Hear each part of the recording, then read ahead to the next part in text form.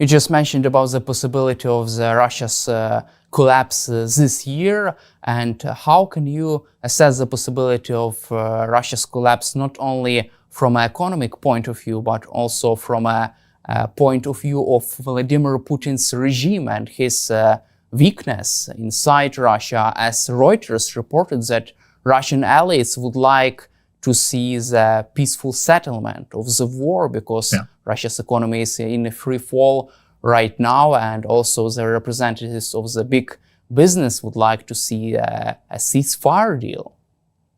Yeah, Putin is a survivor, so whether Putin and his regime collapses along with the Russian economy, I'm not as certain. I think the Russian economy and Russia's ability to continue to prosecute its war against Ukraine at the levels it has been doing will collapse during 2025 for two reasons. One, the Russian economy is being undermined. The successful attacks that Ukraine is carrying out against Russia's oil processing infrastructure, against other Russian manufacturing capabilities, against Russian airfields, the increase in capability of long-range drones in Ukraine, and the development of domestic ballistic missile capability, long-range ballistic missile capability, is something that I think Ukraine will exploit more and more through 2025.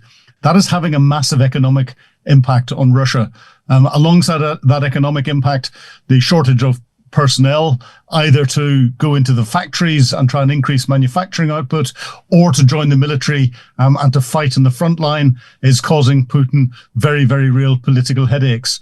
And again, Russia has relied on a lot of the equipment that it is put to the front line as equipment that they've taken out of long-term storage. They've refurbished it, and they then push it out as operational equipment to the front line. Those long-range storage sites are just about depleted completely, and Russia cannot replace the equipment that it's losing through manufacturing fast enough, and therefore we will see an overall decline. That is why Trump sees threats, economic threats against Putin, as probably the best way of forcing Putin to the negotiating table. I think Ukraine is, if it can hold out from a manpower perspective on the front line, is in a much better position to influence when any discussions would take place by what it's continuing to do with attacks at, in military planning terms, you call it the operational level, interdicting Russia's ability to maintain support for its tactical operations.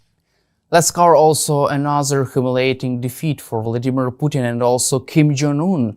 North Korean troops have been pulled off the front lines because of heavy casualties on the ground, according to the New York Times. What is your take on this retreat of North Korean units? Yeah, I'm not surprised that the North Korean troops being pulled back to regroup, to go through potentially further training. Trying to integrate any military force that is not from within your own organization into an operational situation without there being a lot of training beforehand and understanding each other's tactics and some form of common language and common doctrine, common tactics, which there isn't between Russia and North Korea, is virtually impossible.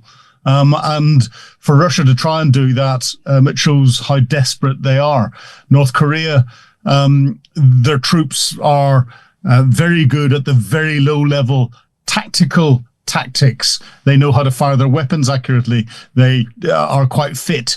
They know enough about traditional military tactics, from trench warfare to traditional attacks. What they don't know, and they can't put this into perspective, is in an environment where the threat is much more sophisticated, with the FPV drone threat that Ukraine is applying successfully across the battlefield, with the artillery threat that there is. And then as soon as North Korea's troops on the ground start to get broken up, they don't have the non-commissioned officer structure and the officer structure with the ability to react, and therefore they are effectively just feeding the meat grinder that we keep hearing about, and their casualties have been excessive compared to the numbers of troops that they've put in. So time for them to go back, regroup, rethink their tactics, but I don't think they're going to change. I don't think it's in their psyche to be able to change.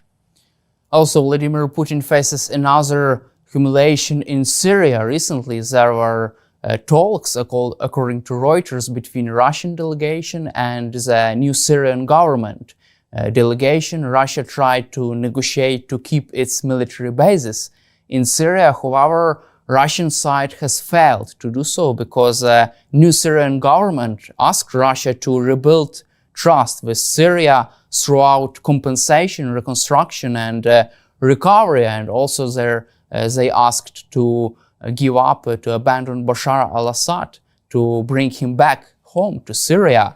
What is your take on such a failure of Russian side to negotiate its military presence in Syria? This is a major, major humiliation for Vladimir Putin. Effectively, unless he can find somewhere else to base his capability in the Mediterranean, and Libya is a possibility, then he will lose any influence he has across the Mediterranean. And of course, the Mediterranean, his Syrian bases were important as a stopping off point for his military activities into Africa. So this is having a massive geopolitical impact for Vladimir Putin, as well as it being extremely humiliating. You know, he's lost the base for his Mediterranean fleet. He's lost some key hub airports for supporting other operations around the world. He's lost a big training facility that he had with Bashar al-Assad. He hasn't been able to use it for a few years because of the war that was ongoing inside Syria. But he's also lost intelligence collection bases, and it's an area of interest to him. And with all of that, having lost all of that, he will have lost some influence, and his relationship with Iran in particular, but also the way that will play out by perception into China and elsewhere will not play well for Vladimir Putin. So it is a huge humiliation for him. So even if he negotiates, reaches agreement with Libya to have military presence there in Libya, from your perspective, it could take years to build new military installations for naval activities there and for Air Force. Oh, very much so. It takes you 5+ years to build a naval port and to build military airports. And of course, Libya, there's still a lot of Western influence in Libya, so there'll be pressure being put on by the West not to let Russia start to do this. And I don't know of any other countries that may want to partner up with Russia, especially as Russia is beginning to seem very, very weak in what it's doing inside Ukraine. Russia's economy is in a very difficult position, and therefore any promises it might give to pay for facilities, those promises may not be fulfilled in any way, shape or form. And therefore I think Russia is in an increasingly desperate position. This is almost a bigger humiliation for Vladimir Putin than the successful attacks that Ukraine is raining down on Russian oil infrastructure on a daily basis. Let's also get back to negotiations between Donald Trump and Vladimir Putin. So US President Donald Trump said that he and Vladimir Putin could soon take significant action toward ending the war in Ukraine. How could this look like, and how could this all can play out? Well, I think this is Donald Trump telling Vladimir Putin that he's going to take significant action, and Putin is going to agree with him. I don't think Vladimir Putin is necessarily going to agree with him. Donald Trump is approaching things like the businessman that he is. He's not a professional politician. He has been a professional businessman where the tactics that he's used are bullying tactics. He will try and bid another business rival in a way that he forces them into a position where they haven't got anywhere to maneuver. But then the Russians have got a similar way when it comes to playing poker. Russian oligarchs will sit with the worst hand that you can possibly get in poker and try and bid their way out of having to show their hand and to lose the game and force other people to give up. Trump is doing the same. So effectively, he's calling Russia's bluff and trying to dictate what they're going to do. This is going to be a very interesting game. I think what it'll do is increase the tensions that there are between Putin and between Trump, because Trump will not want to give up and won't give up. Putin won't want to give up unless he can sell some form of success to the Russian people for his special military operation, his war against Ukraine. And he will he won't want to give up any territory. In fact, he'll probably want to secure more territory as part of any negotiation. Trump won't want that. Trump sees give and take on both sides. And this is where I think President Zelensky is playing a very, very clever game, because he's making all the right noises to say he's willing to negotiate and give some concessions and talk for other solutions and everything else. At the same time, Vladimir Putin is entrenching himself. This year, we're going to see a big falling out, I think, between Trump and Putin, unless Trump can force Putin's hand somewhere or other. Do you believe that Trump can force Putin to accept a ceasefire deal on appropriate for Ukraine terms if he uses all the leverage over Russia and Vladimir Putin? It seems like Donald Trump has more leverage over Vladimir Putin rather than Putin has over Donald Trump.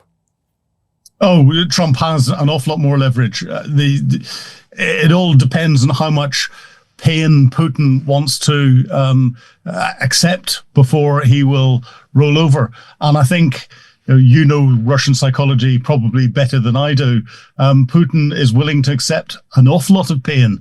And I don't think Trump is going to want to ramp up his threats and his economic attacks and what he does elsewhere very, very fast. He'll want to gradually increase it.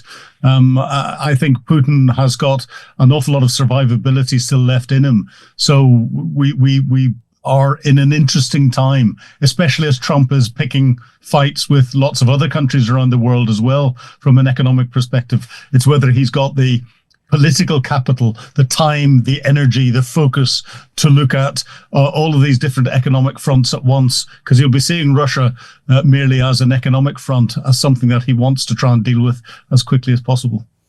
There is a big debate in Europe about the possibility of sending peacekeeping forces to Ukraine as a part of a big ceasefire deal between the United States, Russia and Ukraine. Ukrainian President Volodymyr Zelensky is confident that at least 200,000 European soldiers would be needed to properly enforce a ceasefire line between Ukrainian and Russian forces. Also, Times reported that at least 600,000 troops would be needed to properly enforce a ceasefire demilitarized zone. What is your opinion about this? Well, the trouble is, whenever military sense says 200,000 or 600,000, the European Union will probably come up with 60 or 100 as what they'd offer. There are so many things to go through. There's an awful lot of speculation going on at the moment, and I think what we're seeing amongst European countries, by way of a sop to Donald Trump, is open discussions about the possibility to try and identify who would be a coalition of the willing to send troops into Ukraine. But there has to be a ceasefire, first of all. The conditions to that ceasefire have to meet what the Ukrainian people and President Zelensky wants, because he is the one that has got the decision on behalf of the Ukrainian people. It has to be something that Vladimir Putin would sign up to and could see something coming out of there. Maybe he would use it as a pause to try and strengthen his armed forces on the ground, which is why there'd need to be a strong NATO or European presence.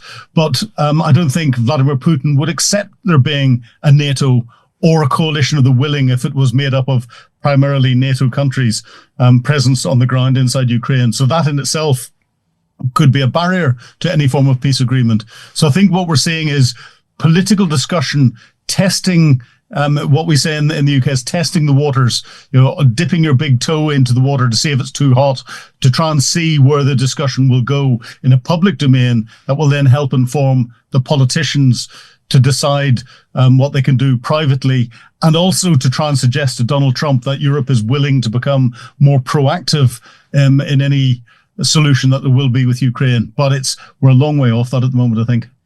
Let's also cover China. China is building a new military command center near Beijing that is 10 times the size of Pentagon.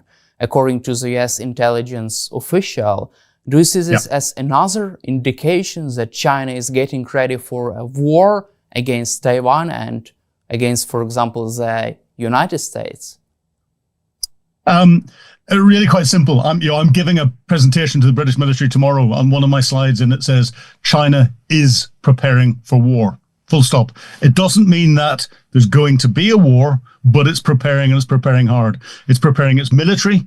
It is building its forces up enormously, fielding new pieces of equipment, fielding new missiles, new weapon systems, building its navy up, building its air force up. It is increasing its training, and its training is focused primarily on the military capture of Taiwan. If anything starts as a first military operation, that is probably what it would do as a first military operation. And it's building all of these bases. But whenever you're looking at the overt military stuff, it's really important that you look at what's going on from a logistics, from the boring side of things. I knew that Russia was going to invade Ukraine almost 3 years ago, whenever the reports came out of the Russians sending blood to frontline medical facilities. You don't send blood if you're going to continue your military exercising. And Russia had threatened Ukraine several times beforehand, but not outloaded the war stocks, the ammunition, the blood, the medical supplies to forward positions. As soon as you got that in, it's not something you take out of the fridges, you deploy forward, and then you can bring it back again to any stage. No, it's a statement of intent. If you look at what's happening in China, China is stockpiling food, it's stockpiling oil and gas reserves, it's stockpiling precious minerals, it's stockpiling iron and steel. It is preparing stockpiles so that it can survive if it's in a conflict situation and can't get the imports that it needs to survive. That is China preparing for war. Full stop. No ifs or buts. And what side has a better chance to win in this conflict? I mean, China and the United States and Taiwan. Well, if China goes to war over Taiwan, the United States will get involved because the United States' focus is primarily into the Pacific region. This would destabilize the Pacific region, but it would cause global destabilization. We saw the economic shock that went through the world almost 3 years ago when Russia reinvaded Ukraine. And the effect that had on energy prices and the global markets. That is nothing compared to what would happen if China decided to try and forcibly take Taiwan and it started a regional conflict. And there's then a very grave danger with this axis of evil that we've got between China, Russia, Iran, and North Korea. That axis of evil with its tentacles into the conflict between Ukraine and Russia in Europe, between Iran and its proxies in different parts of the Middle East, and then Southeast Asia coming in. There's a very real possibility of those joining together and us getting into a situation where there's a global conflict, and therefore every country in the world getting involved in this conflict on one side or the other. So I think it's very dangerous to talk about who would win and who would lose, because I think humanity would lose given the size of the forces that there are on the Chinese side and the US side. I don't think, even if there was a conventional conflict, that it would rapidly move into nuclear stakes. But you never know when you got the likes of Kim Jong-un in North Korea and what he could potentially do. So we're living in an increasingly dangerous time. But it also seems that the Chinese side is getting ready for a nuclear war, because a former US intelligence official said that the new base could act as a secure bunker for Chinese officials to protect them against a nuclear attack. And from your perspective, why are they so afraid of such a possibility of nuclear confrontation? And it seems like they're also moving around its nuclear weapons, also increasing number of nuclear warheads right now. Yeah, I was going to say China's increasing its number of nuclear warheads. It's increasing its activity in space, which will be valuable or invaluable for its longer range nuclear weapons. As China prepares for war, it recognizes that its potential adversaries, the United States, the United Kingdom, France, are all nuclear powers. And therefore it'll want to deter any move to use nuclear weapons to try and stop the huge numbers of pieces of equipment, huge numbers of personnel that China could bring into any conflict, and therefore to reduce the threat of nuclear activity. To do that, it will want to match the arsenals of the West, at least on a one-to-one basis, and therefore maintain that mutually assured destruction threat that has stopped nuclear war since 1945. It's a very dangerous game for China to play. Also, yes, President Donald Trump also says that he will retake control over the Panama Canal. And because China is running this canal, according to Donald Trump, is he right? Do you feel that China is running this canal right now? Yeah, there are two key ports on the Panama Canal at the Pacific end and at the Atlantic end. Both of those ports are being run by Hong Kong registered companies. So the Chinese Communist Party has got direct links into them. There's an increasing number of businesses opening up in Panama. And through Central America and into South America, China is increasing its Belt and Road Initiative. In the way it's taken over large portions of Africa, it's now trying to do the same economically into South America and into Central America. I understand only yesterday that Marcus Rubio, the new United States Secretary of State, has visited Panama, and Panama has reversed the ownership of the ports and accepted that it will remove Chinese influence from the Panama Canal, which is step one in meeting Donald Trump's demands. That will only embolden Donald Trump, where he sees that when he puts huge threats against different countries, then they roll over and give in to him. So that will embolden him to use threats against more countries if it turns out that Marcus Rubio has managed to negotiate the removal of Chinese influence from the Panama Canals. Also, let's cover Greenland. Donald Trump recently said that Greenland would be taking control over this island, would be in the U.S. national security interest. NATO also is proposing the U.S. just to increase its military presence in Greenland. What is your take on that, and how significant is this island for the U.S. national interests? Well, I think it's easy to take Greenland in isolation. It's easy to take Greenland in isolation, the threats on Panama in isolation, the threats to Canada in isolation. There are a number of things that are coming together, and the catalyst that has brought them together was Donald Trump's statement that he's going to produce 40 nuclear-powered icebreakers. And what is coming together is all about trade, and it's opening up the trade routes that use the Arctic seas, going round the north of Canada and down into the Atlantic, which is another route, meaning that there's less reliance on the Panama Canal to get between the two oceans, and it's a shorter route and it's more economically viable. So if we look at that from a threat perspective, there's the ice and the icebreakers. Russia's got nuclear-powered icebreakers. Canada is the largest country covering a lot of that area. It only spends 1.27% of its GDP on defense. Donald Trump doesn't like that, especially as it's a NATO member and a Five Eyes member. So he's pressurizing Canada as much as he possibly can. What he wants Canada to do, and this will be said behind closed doors, not publicly, is to increase its defense spending enormously. The same with Greenland, and Greenland is another one of the flanks covering that trade route should the North Sea, Arctic Ocean routes open up for trade. And again, Panama is all about trade, U.S. shipping. It's the biggest source of shipping going through the Panama Canal. It's trying to get better tariffs for U.S. ships going through the Panama Canal and stop the threat of Chinese influence on that should there be a need for U.S. to guarantee supply chains going through there. Take it all as a big circle around the United States itself, and it's all trade routes that are going around. So Trump is, because he knows it will create headlines on Twitter, on X, and in press outlets, threatening Canada, Greenland, Panama, But in reality, it's all about trade and trade routes. And you have to see it holistically and all coming together from that perspective.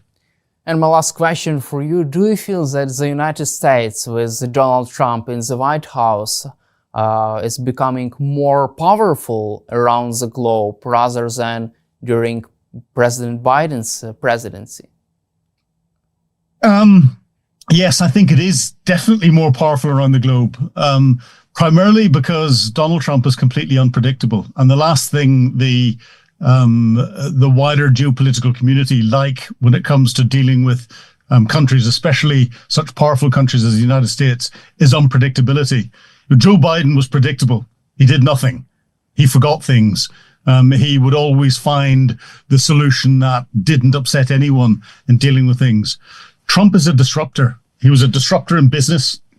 He was a disruptor when he was first president, when he was 5 years ago. He's now much more confident and therefore is approaching everything, having had that understanding, having had his apprenticeship as the 45th president of the United States, another 5 years to sit and think about what he wanted to do and watch what was going right and what was going wrong elsewhere, and is coming in with a much more confident plan. That means that he is in a much stronger position. And, I think the world is concerned about where he's going to go. Trump knows where he's going to go, and that's something that is difficult for diplomats to put into perspective because it's outside their normal range of planning, of understanding. And obviously, this unpredictability, this Trump's stance and his powerful stance without any obligations, and his unpredictability really are bad news for Russian dictator Vladimir Putin, who would like everything to be predicted properly by his KGB officers. Oh, very much so. Putin doesn't like unpredictability. And what he doesn't like is the ability to influence and dictate himself. So, it's clear beforehand he's had something that had this special relationship between Trump and Putin. He had a threat over him, potentially, and we don't know exactly what that is. That seems to have dissipated or disappeared, or Trump has got to the point where he doesn't care. He's just going to out-bully Putin, who's a bully. When you get two bullies together and it turns into a fight, that will be a fight until one of the bullies is forced to go away and give up. And I think Donald Trump is in a stronger position here. So this is not good news for Vladimir Putin. Thank you, Colonel Ingram, for your time and for your support for Ukraine, and glory to Ukraine.